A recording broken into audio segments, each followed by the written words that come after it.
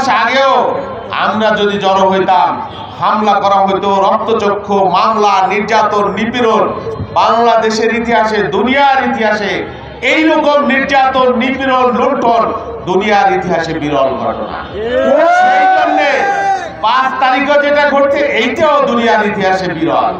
আপনারা কি কেউ বলতে পারবেন যে সারা দুনিয়ায় নমরুদ, ফেরাউন থেকে শুরু করে কারণ, হিটলার, মুসলিনি, কত স্বৈরশাসক এসে আর কত স্বৈরশাসক আইসে আর গেছে, কিন্তু তারও গোষ্ঠী সহ দেশ ছেড়ে পালাইছে, গোটা সংসদ ভবন সহ দেশ ছেড়ে পালাইছে, সমস্ত ডিসি, এসপি, সমস্ত প্রশাসন দেশ ছেড়ে পালাইছে, এমনকি বাইতুল মুকাররমের ইমাম ওইটাও পালাই গেছে। ঘটনা। তার মানে অন্যায় আর অপকর্ম কি পরিমাণ পর্বত জমা হয়েছিল বলেন।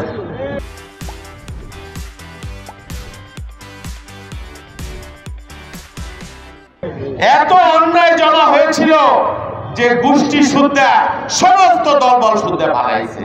এটা একটা নজিরবিহীন ঘটনা।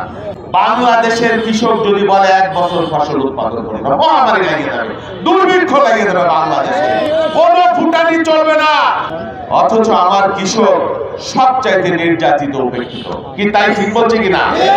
বাংলাদেশের কৃষক অভাবে অনটনে হাড় চিরচিরা অবস্থা। কৃষক তার পিতার, বৃদ্ধ পিতার চিকিৎসার টাকা জোগাতে পারে না। কৃষক তার সন্তানকে ভালো একটা স্কুলে পড়াইতে পারে না। প্রত্যেক বছর 10 বিঘা তার সম্পত্তি, পরের বছর 1 বিঘা তার বিক্রি করে 9 বিঘা হয়ে যায়। একজন ছিলেন, ভালোবাসতেন কৃষকদেরকে, চলে গেছেন, তিনি ছিলেন আমাদের নেতা।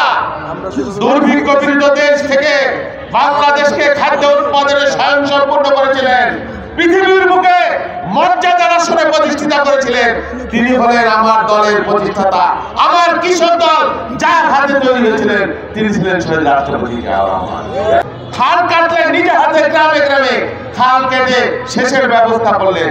সবুজ বিপ্লব, জিকে প্রজেক্ট, কত রকমের প্রকল্প হাতে নিলেন জিয়াউর রহমান। 3 বছরের মধ্যে বাংলাদেশ খাদ্যে স্বয়ংসম্পূর্ণ হলো।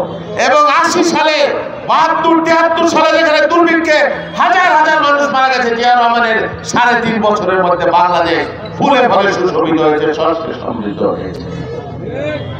এবং বাংলাদেশ তলাবিহীন ঝুড়ির অবস্থান থেকে আত্মমর্যাদায় দাঁড়িয়েছে। এবার যদি আমরা ক্ষমতায় যাই, আল্লাহর রহমতে রাতের ভোটে না, ভোটের আগে ভোটে না, দামির ভোটে না, মানুষের ভোটে আমরা ক্ষমতায় যেতে চাই। যদি যেতে পারি, আজকে কমিটমেন্ট করে গেলাম, আমাদের প্রথম কাজ হবে এবং কৃষি এবং কৃষকের ভাগ্যের উন্নতি। আমরা যদি এবার ক্ষমতায় যেতে পারি, কৃষকের জন্য শস্য বীমা আমরা প্রবর্তন করব। তারেক রহমান বলেছেন, শস্য বীমা কি জানেন? আমাদের দেশে কখনো অতিবৃষ্টির কারণে, কখনো বন্যার কারণে, কখনো খরার কারণে, কখনো খারাপ বীজের কারণে একবার যদি ফসল নষ্ট হয়ে যায়, রাষ্ট্র সরকার সেই ফসলের ক্ষতিপূরণ দিতে বাধ্য থাকবে। এটাকে বলে শস্য বীমা। আমরা ক্ষমতায় গেলে এই শস্য বীমা করবো, এটা আমাদের কমিটমেন্ট।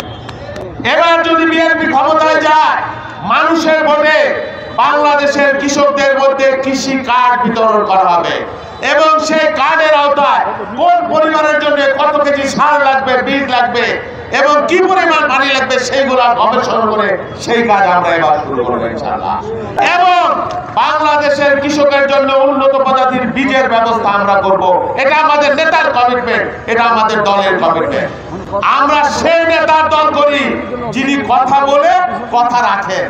ওই যে আরেক নেত্রী বলছেন না, হাসিনা পালায় না, ভেংসে ভেংসে বলছেন না, পালায় যাওয়ার 3 দিন আগে, আর 3 দিন আগে উনি আর ওনার বোন মাত্র জীবন নিয়ে একটা কার্গো বিমানে কোন রকম দৌড়ে জীবন পালাইছে। আপনার হাজার হাজার লক্ষ লক্ষ তেলা চামুন্ডাকে আপনি কোথায় রেখে গেলেন? আওয়ামী লীগের নেতারা, আপনাদের লজ্জা হয় না? আপনাদের জন্য করোনা যেই নেত্রী, এই নেত্রী আপনাদের কথা একবারও চিন্তা করলেন না, নিজের জীবন আর বোনের জীবন।